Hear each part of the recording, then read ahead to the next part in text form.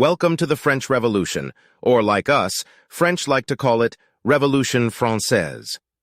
This is the time when the people of France decided they had enough of the old monarchy and wanted a change. So they took to the streets, and after some serious upheaval, they got what they wanted, a new government. And boy, was it an exciting time. Act 1. It all started in the late 1700s when the French people were living under the rule of King Louis XVI. He wasn't the best ruler, and the people were getting fed up with him. One day, the French people decided they had had enough and took to the streets to protest. The king didn't take them seriously at first, but things got out of hand quickly. A group of people stormed the Bastille, which was a prison in Paris. They broke down the gates and freed the prisoners. This was a turning point in the revolution, and it showed the people that they had the power to change things.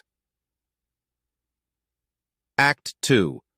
After the storming of the Bastille, things got even more chaotic. The French people formed a new government, but it wasn't smooth sailing. There were different factions, each with their own ideas about how the government should be run. The most radical of these factions was the Jacobins, led by Lafayette Robespierre. Robespierre and the Jacobins took things to the extreme, executing anyone they considered to be an enemy of the revolution. This led to the Reign of Terror, which was a dark time in French history. Thousands of people were executed, and the country was in turmoil.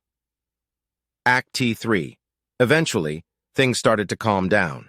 The revolutionaries defeated the royalists in battle, and the French people got a new government. But it wasn't just any government. It was a democracy.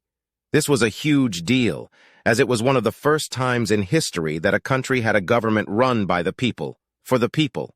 So there you have it, the French Revolution in a nutshell. It was a time of chaos, upheaval, and change, but it ultimately led to a better government for the people of France. And who knows? Without the French Revolution, we might not have had other revolutions in other parts of the world, like the American Revolution or the Russian Revolution.